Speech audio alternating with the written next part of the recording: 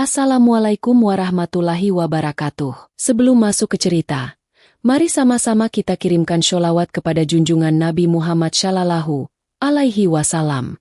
Pernahkah kalian membayangkan, seorang TKW sederhana dari Indonesia tiba-tiba dinikahi majikan Arab yang kaya raya? Bukan karena cinta, tapi ada alasan mengejutkan di balik pernikahan itu. Malam pertamanya pun jadi perbincangan yang heboh. Simak ceritanya sampai akhir, karena setiap bab menyimpan kejutan yang tidak terduga. Jangan lupa untuk subscribe channel Sri Story, nyalakan lonceng notifikasinya, dan share cerita ini agar lebih banyak orang yang bisa mengambil hikmah dari kisah nyata ini. Namaku Saripah. Aku lahir dan besar di sebuah desa kecil di Boyolali. Desa itu indah. Sawah hijau membentang sejauh mata memandang. Tapi di balik keindahannya, keluargaku hidup dalam keterbatasan. Ayahku seorang buruh tani yang setiap hari hanya mengandalkan tenaga untuk menggarap sawah orang lain. Sementara ibuku berjualan sayur di pasar dengan untung yang tidak seberapa. Sejak kecil aku sudah terbiasa dengan kesederhanaan. Uang sekolah seringkali harus menunggu hasil panen atau pinjaman dari tetangga. Aku ingat betul bagaimana ibuku sering menahan lapar agar aku bisa tetap berangkat sekolah dengan perut kenyang. Tapi seiring berjalannya waktu, keadaan makin sulit. Hutang menumpuk, dan kebutuhan adik-adikku semakin banyak. Di usia 22 tahun, aku merasa harus melakukan sesuatu yang lebih besar. Aku tidak tega melihat ayah bekerja dari pagi hingga sore dengan tubuh yang semakin renta. Aku tidak tahan melihat ibuku sering menangis diam-diam di dapur karena tidak punya cukup uang untuk membeli beras. Saat itulah aku mendengar kabar tentang peluang bekerja di Arab Saudi sebagai TKW. Awalnya aku ragu, karena aku tahu hidup di negeri orang tidak akan mudah. Aku sering mendengar cerita pahit para TKW yang pulang dengan luka, bahkan ada yang tidak pernah kembali. Namun di sisi lain, aku juga melihat banyak yang berhasil membangun rumah, membuka usaha, bahkan menyekolahkan anak-anak mereka hingga kuliah. Aku mulai menimbang-nimbang. Haruskah aku mengambil jalan ini? Aku berdoa siang dan malam, memohon petunjuk. Hingga suatu malam, saat duduk di beranda rumah bambu kami, aku melihat wajah ayah yang letih dan ibu yang sibuk menenun tikar untuk dijual. Hati kecilku berkata, "Saripah, kau harus berkorban. Kalau bukan kamu, siapa lagi yang akan menolong keluarga ini?" Akhirnya aku memutuskan untuk mendaftar. Prosesnya panjang, mulai dari mengurus dokumen, pelatihan singkat, hingga pemeriksaan kesehatan. Semua kulalui dengan perasaan campur aduk, takut, cemas, tapi juga ada secercah harapan. Hari keberangkatan itu pun tiba. Pagi-pagi buta, aku berpamitan kepada keluargaku. Ayah mencoba tegar, meski aku tahu matanya berkaca-kaca. Ibu memelukku erat-erat, seakan tidak ingin melepas. "Nak, jangan lupa sholat, jangan lupa doakan kami. Jaga dirimu baik-baik di negeri orang," katanya dengan suara bergetar. Aku hanya bisa menunduk, menahan air mata yang rasanya ingin jatuh deras. Saat menaiki bus yang akan membawaku ke bandara, aku menoleh ke belakang. Kulihat rumah kecil kami yang sederhana.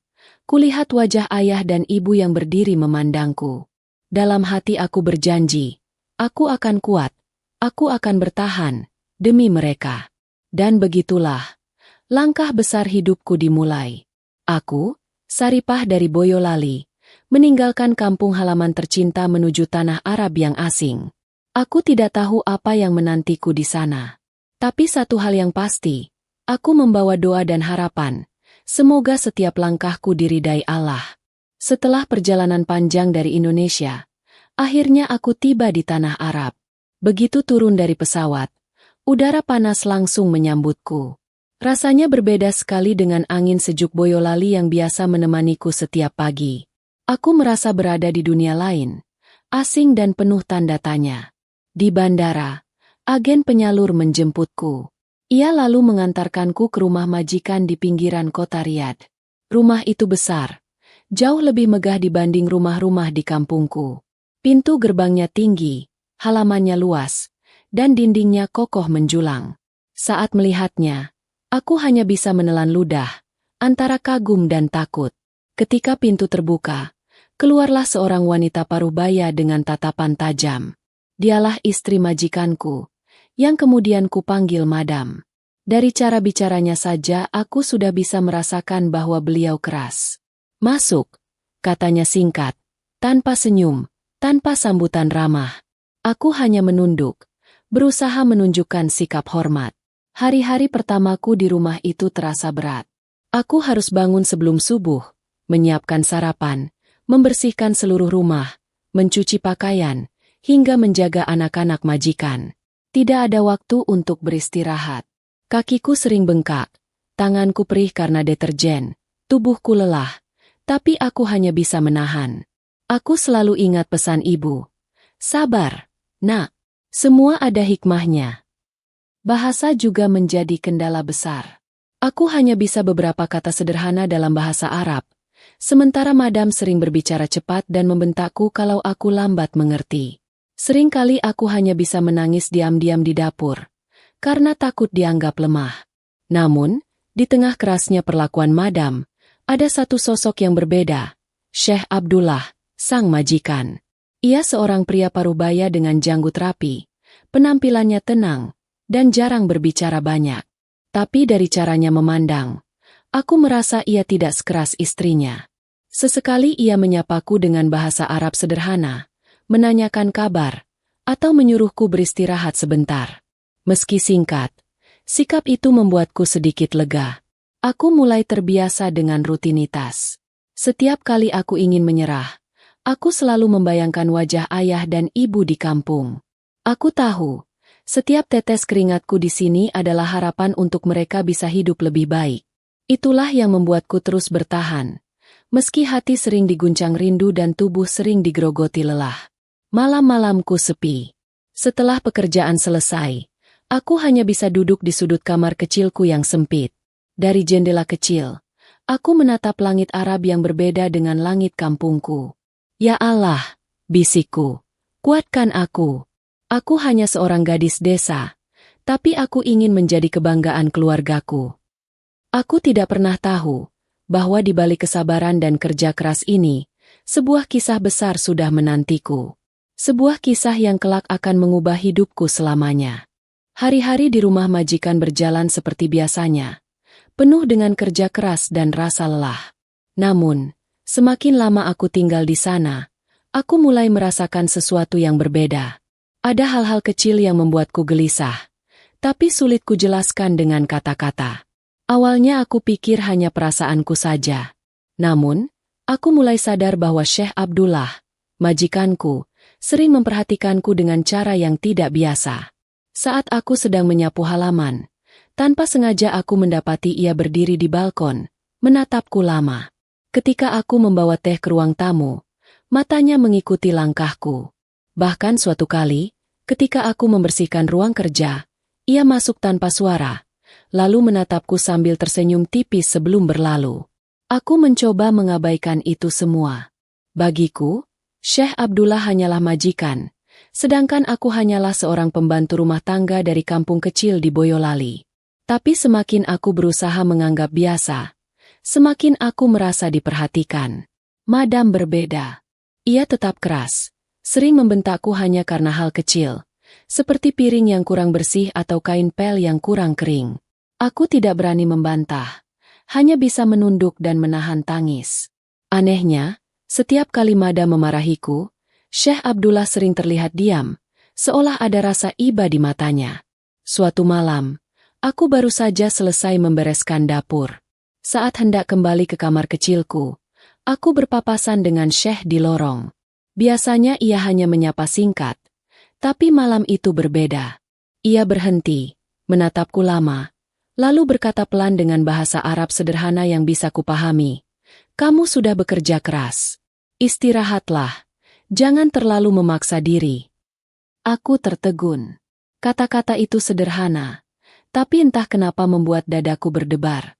Aku hanya bisa mengangguk pelan, lalu buru-buru masuk ke kamarku. Malam itu aku tidak bisa tidur nyenyak. Kata-kata itu terus terngiang di telingaku. Sejak saat itu, aku semakin gelisah. Aku tidak tahu apa maksud semua itu. Apakah hanya sekadar perhatian biasa dari seorang majikan kepada pekerjanya? Atau ada sesuatu yang lebih? Aku takut jika perasaan ini diketahui Madam. Matanya yang tajam seakan bisa membaca isi hatiku. Aku juga takut jika aku salah menafsirkan sikap Syekh Abdullah. Yang jelas, ada sesuatu yang mulai berubah di dalam rumah besar itu. Aku hanya bisa berdoa. Semoga Allah menjauhkan aku dari fitnah dan melindungi langkahku. Namun, jauh di dalam hati kecilku, aku tahu, perhatian yang aneh ini hanyalah awal dari sesuatu yang lebih besar. Sesuatu yang kelak akan mengubah hidupku selamanya. Hari-hari terus berjalan, dan semakin lama aku tinggal di rumah itu, semakin banyak perubahan yang kurasakan. Aku sudah mulai terbiasa dengan rutinitas, meski tetap saja rasa lelah dan rindu kampung halaman tak pernah benar-benar hilang. Namun, sebuah peristiwa besar datang begitu cepat, membuat langkah hidupku berubah arah. Beberapa bulan setelah aku bekerja, suasana rumah majikan berubah drastis. Madam, istri Syekh Abdullah, tiba-tiba jatuh sakit. Aku sering mendengar ia mengeluh, kadang demam tinggi, kadang sulit bernapas. Rumah yang biasanya dipenuhi suara tegas dan bentakan, mendadak terasa sunyi dan mencekam. Para dokter dipanggil, tapi kondisi Madam tidak kunjung membaik. Aku, yang biasanya dimarahi, justru sering diminta untuk membantu menjaga. Malam-malam panjang kulewati dengan menyiapkan air hangat, mengganti kain basah di dahinya, atau sekadar duduk di depan pintu kamar, berjaga jika Madam membutuhkan sesuatu. Meski dulu beliau sering membentakku, aku tetap melayaninya dengan ikhlas. Bagiku, aku hanya seorang pekerja. Tugasku adalah membantu. Hingga suatu malam, kabar duka itu datang. Madam menghembuskan napas terakhirnya. Suasana rumah mendadak dipenuhi tangisan keluarga besar. Aku ikut terdiam. Hatiku campur aduk antara sedih dan bingung. Bagaimana nasibku setelah ini? Apakah aku akan dipulangkan? Apakah pekerjaanku di sini akan berakhir? Hari-hari setelah pemakaman terasa berbeda. Rumah itu sunyi, seakan kehilangan nyawanya. Syekh Abdullah jarang keluar kamar, wajahnya muram, dan matanya selalu sembab. Ia seperti kehilangan semangat hidup. Lalu, suatu sore, sesuatu terjadi. Aku dipanggil masuk ke ruang tamu. Saat itu hanya ada Syekh Abdullah dan seorang kerabat dekatnya. Aku masuk dengan gugup, menunduk, tidak berani menatap langsung. Syekh Abdullah menatapku lama. Lalu dengan suara berat ia berkata, "Saripah, aku ingin menikahimu." Darahku seakan berhenti mengalir. Aku kaget, tubuhku kaku, lidahku keluh. Aku bahkan tidak yakin apa aku mendengar dengan benar. Aku, Saripah, seorang TKW sederhana dari Boyolali, dinikahi majikanku yang kaya raya?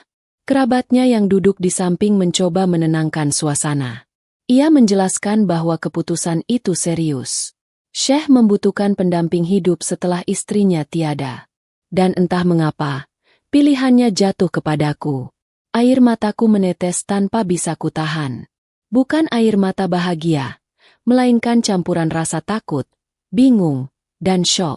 Bagaimana mungkin? Aku hanya gadis desa biasa. Aku tidak punya apa-apa. Sementara ia adalah lelaki terpandang, dihormati, dan kaya raya.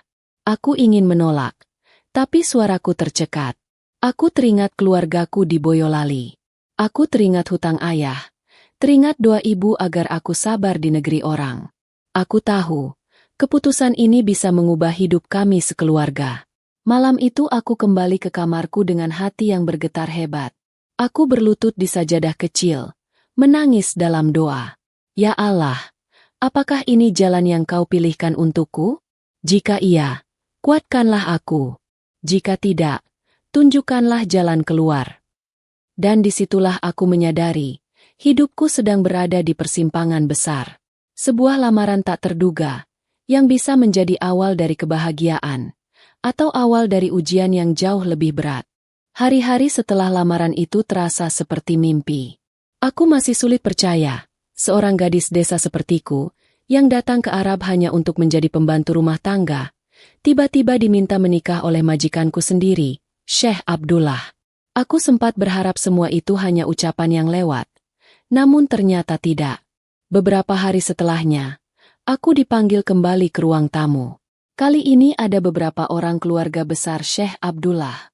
Mereka membicarakan pernikahan itu dengan sangat serius. Tanpa banyak tanya tentang perasaanku, mereka sudah menyiapkan segala sesuatunya. Pernikahan akan segera dilangsungkan. Tidak perlu berlama-lama, kata salah satu kerabatnya dengan tegas. Aku hanya bisa menunduk. Hatiku campur aduk. Bagian diriku ingin menolak, ingin berteriak bahwa aku tidak siap. Tapi suara itu teredam oleh rasa takut dan beban tanggung jawab. Aku tahu, jika aku menolak, mungkin aku akan dipulangkan dengan tangan kosong. Sedangkan keluarga di Boyolali sangat mengandalkan aku. Hari pernikahan itu pun datang begitu cepat. Tanpa gaun indah, tanpa pesta meriah seperti yang biasa kulihat di televisi. Hanya sebuah akad sederhana di ruang tamu rumah besar itu, dengan saksi dari keluarga dekat. Aku duduk gemetar, mendengarkan ijab kabul yang diucapkan dengan lantang. Dan dalam hitungan menit, aku resmi menjadi istri Syekh Abdullah. Air mataku menetes sepanjang acara. Orang-orang mengira itu air mata haru, tapi sebenarnya hatiku penuh ketakutan. Aku tidak tahu apa yang menantiku setelah ini. Aku bahkan tidak tahu apakah keputusan ini adalah berkah atau bencana. Setelah akad selesai, aku dipakaikan cincin emas yang berkilau. Tanganku bergetar saat Syekh Abdullah menyematkannya. Aku melihat wajahnya, ada senyum tipis, tapi matanya menyimpan sesuatu yang sulit kutebak. Apakah itu cinta? Apakah itu iba? Atau hanya sekadar kebutuhan? Kabar pernikahan kami cepat menyebar di kalangan keluarga besar. Sebagian menerima dengan biasa saja, tapi sebagian lagi menatapku dengan penuh curiga. Aku bisa merasakan bisikan-bisikan tajam setiap kali melewati mereka. Pembantu dari Indonesia jadi istri Syekh? Tidak masuk akal. Begitu kira-kira isi tatapan mereka. Malam itu, setelah semua tamu pulang, aku kembali ke kamar kecilku. Kali ini aku bukan lagi seorang pembantu, melainkan istri sah majikanku. Tapi entah kenapa, aku justru merasa semakin sendiri. Aku duduk di tepi ranjang, menatap cincin di jariku yang berkilau di bawah cahaya lampu redup. Air mataku kembali jatuh. Ya Allah, bisikku pelan. Aku tidak pernah meminta semua ini. Tapi jika ini takdir MU, beri aku kekuatan untuk menjalaninya. Aku tidak pernah tahu bahwa malam-malam setelah pernikahan tergesa itu akan membawa kejutan yang jauh lebih besar. Malam pertama yang akan mengguncang bukan hanya hatiku, tapi juga seluruh keluarga besar Syekh Abdullah. Malam itu tiba lebih cepat dari yang kubayangkan. Setelah akad sederhana dan perjamuan singkat bersama keluarga, suasana rumah kembali sepi. Namun, justru kesunyian itulah yang membuat hatiku semakin berdebar. Malam pertama sebagai seorang istri resmi Syekh Abdullah, sesuatu yang tidak pernah kubayangkan seumur hidupku. Aku duduk di sudut kamar, dengan pakaian sederhana yang dipilihkan oleh kerabat perempuan Syekh. Tanganku gemetar, keringat dingin mengalir di pelipis. Aku merasa seperti seekor burung kecil yang terjebak dalam sangkar besar, tidak tahu apa yang akan terjadi selanjutnya. Pintu kamar terbuka perlahan. Syekh Abdullah masuk dengan langkah tenang. Wajahnya tidak setegang yang kubayangkan. Ia duduk di kursi, menatapku lama, lalu menarik napas panjang. "Saripah," katanya dengan suara rendah. "Aku tahu kau ketakutan. Malam ini, tidak perlu ada yang kau khawatirkan." Aku tertegun. Hatiku sedikit lega, tapi rasa cemas belum hilang. Aku menunduk, tidak berani menatap matanya. Beberapa saat suasana hening, hanya suara detak jam dinding yang terdengar. Lalu, tiba-tiba pintu kamar diketuk keras. Seorang kerabat masuk terburu-buru, wajahnya panik. Ia berbisik kepada Syekh, tapi aku cukup jelas mendengar. "Rahasia itu, harus kau katakan sekarang, sebelum semua menjadi fitnah." Aku bingung. Rahasia? Rahasia apa? Aku menatap Syekh Abdullah, yang wajahnya mendadak berubah pucat. Tangannya mengepal, matanya bergetar menahan sesuatu yang berat.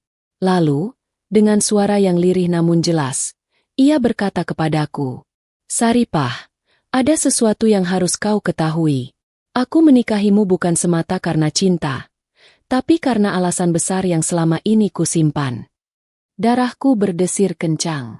Hatiku seakan berhenti berdetak. Apa maksud semua ini? Sebelum aku sempat bertanya, suara gaduh terdengar dari luar kamar. Rupanya sebagian keluarga besar Syekh mulai berkumpul, menuntut penjelasan.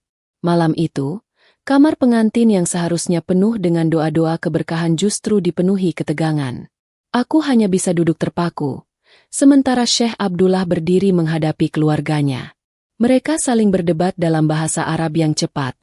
Sebagian besar tidak sepenuhnya kupahami.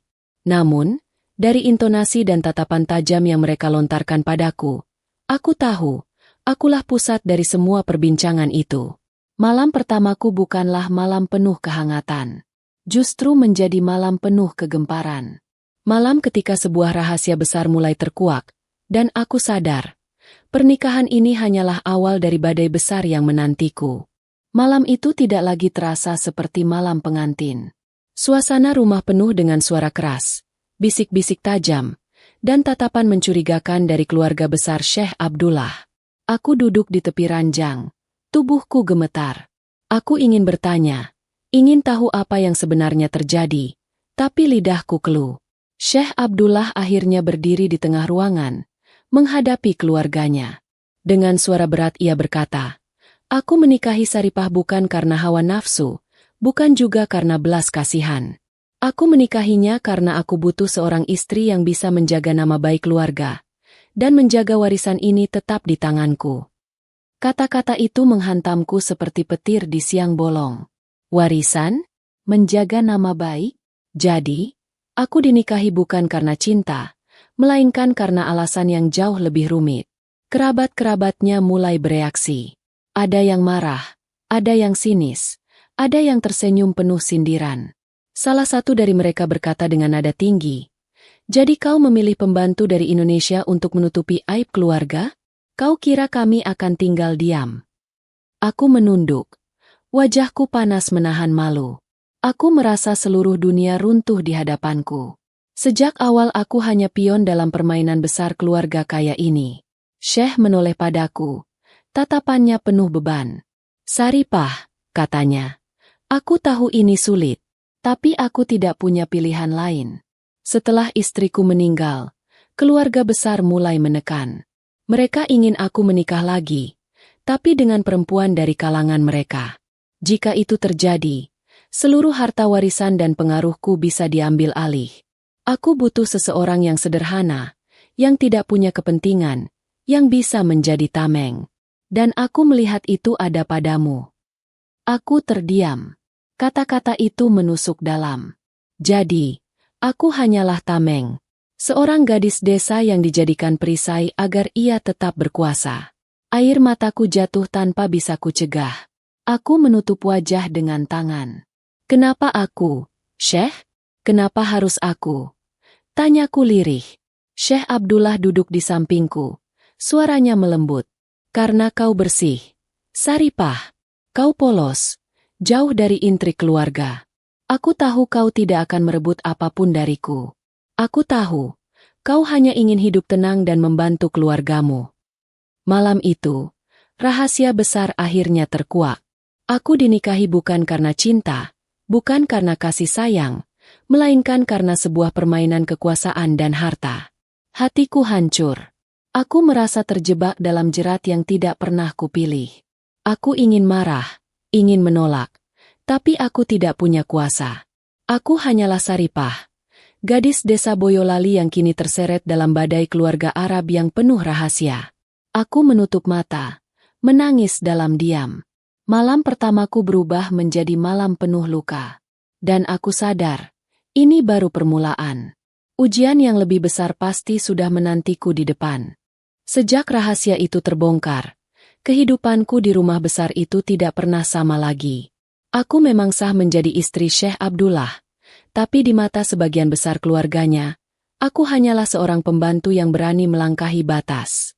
Mereka memandangku dengan sinis, bahkan terang-terangan meremehkan. Setiap kali aku melangkah melewati lorong rumah, bisikan-bisikan tajam itu selalu terdengar. Itu dia, perempuan kampung yang jadi istri Syekh. Apakah ia bisa menjaga kehormatan keluarga? Bagaimana mungkin darah keturunan bangsawan bercampur dengan darah seorang TKW? Aku pura-pura tidak mendengar, tapi hatiku sakit. Malam-malamku penuh dengan tangisan di sajadah kecilku. Aku berdoa kepada Allah agar diberi kekuatan. Syekh Abdullah sendiri berusaha menenangkanku. Ia lebih sering mengajakku berbicara, mencoba membuatku merasa dihargai. Namun, hubungan kami tidak pernah benar-benar hangat. Ada jarak yang tak bisa dihapuskan. Jarak antara seorang majikan kaya raya dan seorang gadis desa yang dijadikan istri karena alasan politik keluarga. Ujian itu semakin berat ketika salah satu kerabat Syekh, seorang perempuan muda dari keluarga bangsawan, terang-terangan menentang pernikahan kami. Ia berkata dengan suara lantang di hadapan banyak orang, "Pernikahan ini aib. Bagaimana mungkin seorang pelayan dijadikan istri tuan besar? Jika almarhumah Madam masih hidup, pasti ia tidak akan pernah mengizinkan." Ucapan itu membuat wajahku merah padam. Aku ingin berlari pergi, tapi kaki terasa kaku. Syekh Abdullah menatap kerabatnya dengan dingin. Aku yang memilih, dan pilihanku sudah sah di hadapan Allah. Tidak ada yang bisa mengubahnya. Jawabnya tegas. Meskipun Syekh membelaku, aku tahu setiap kata yang dilontarkan keluarga itu meninggalkan luka dalam hatiku. Aku merasa semakin asing, semakin terasing di rumah yang seharusnya menjadi tempatku bernaung. Selain hinaan dan cibiran, aku juga harus menghadapi tanggung jawab baru sebagai seorang istri. Aku tidak lagi hanya mengurus pekerjaan rumah, tapi juga harus menghadiri acara keluarga, duduk di samping Syekh sebagai pendampingnya. Duduk di kursi megah dengan pakaian yang kupakai seadanya membuatku sering merasa kecil. Aku tidak tahu cara bersikap. Aku takut salah langkah. Namun, di balik semua tekanan itu, aku mencoba bertahan. Aku mengingat wajah ayah dan ibu di Boyolali. Aku tahu, setiap hari mereka mendoakan aku. Aku tidak boleh menyerah. Aku harus tetap kuat. Hari-hari itu mengajarkanku bahwa menjadi seorang istri bukan hanya tentang ikatan perasaan, tapi juga tentang ujian kesabaran. Aku mungkin tidak dicintai seperti dalam kisah-kisah indah, tapi aku harus berjuang agar tidak tenggelam dalam lautan hinaan. Dan dalam hati kecilku, aku berbisik, "Ya Allah, jika ini adalah jalan yang Kau pilihkan, maka kuatkan aku. Tapi jika bukan, tunjukkanlah jalan keluar." Aku tidak pernah tahu bahwa doa-doaku akan segera diuji lebih berat, karena badai rumah tangga ini belum mencapai puncaknya. Hari-hariku di rumah besar itu semakin penuh dengan ujian. Hinaan, cibiran, dan pandangan meremehkan sudah menjadi makanan sehari-hari. Namun, di tengah semua tekanan itu, aku mulai belajar menemukan satu hal yang bisa membuatku bertahan, doa dan harapan. Setiap malam, setelah semua orang tertidur, aku duduk di sajadah kecilku. Lampu kamarku redupkan. Lalu aku menengadahkan tangan, memohon kepada Allah. Air mataku jatuh membasahi lantai, tapi di setiap tetes air mata itu aku titipkan harapan, agar aku dikuatkan, agar keluargaku di Boyolali tetap sehat, agar jalan hidupku tidak berakhir di kegelapan. Aku mulai menuliskan harapanku dalam sebuah buku kecil yang kubawa dari Indonesia. Di dalamnya ada doa-doa sederhana, ingin membangun rumah untuk orang tua, ingin melihat adik-adikku sekolah tinggi, dan ingin suatu hari bisa pulang dengan kepala tegak. Syekh Abdullah kadang memperhatikan perubahan sikapku. Ia tahu aku sering berlama-lama di kamar untuk berdoa. Suatu malam, ia masuk dengan tenang, lalu berkata, "Aku melihatmu selalu sabar, Saripah. Itu yang membuatku yakin memilihmu. Aku tahu aku banyak kekurangan, tapi kau harus percaya.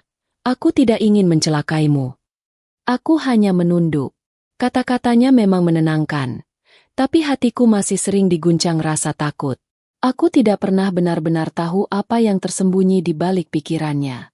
Meski begitu, ada sedikit cahaya yang mulai muncul.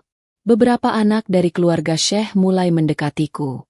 Mereka bertanya tentang kampung halamanku, tentang masakan Indonesia, bahkan terkadang ikut membantuku di dapur. Dari wajah polos mereka, aku merasakan kehangatan yang lama tidak kurasakan sejak meninggalkan tanah air. Aku mulai menemukan caraku sendiri untuk bertahan, dengan berbuat baik sekecil apapun, meski balasannya sering berupa hinaan. Aku percaya, kebaikan yang tulus tidak akan pernah sia-sia. Namun, di balik semua doa dan harapan itu, aku sadar satu hal, hidupku kini bukan lagi milikku sepenuhnya. Aku terikat pada keluarga besar yang penuh intrik, dan rahasia warisan yang bisa saja menghancurkan segalanya. Aku berdoa agar Allah tidak hanya menguatkanku, tapi juga memberikan jalan keluar. Jalan yang akan mengantarkanku pada keputusan besar. Apakah aku harus tetap bertahan sebagai istri Syekh Abdullah, atau suatu hari berani melangkah pulang dengan segala resikonya? Dan aku tahu, ujian terakhir sudah semakin dekat. Sesuatu yang akan menentukan seluruh arah hidupku. Hari itu datang lebih cepat dari yang kusangka. Rumah besar yang selama ini penuh dengan bisik-bisik, fitnah, dan pertentangan, akhirnya meledak dalam sebuah peristiwa besar. Semua anggota keluarga besar Syekh Abdullah berkumpul. Aku tahu, ini bukan pertemuan biasa. Ada sesuatu yang ingin mereka selesaikan. Aku duduk di samping Syekh, berusaha tenang meski jantungku berdegup kencang.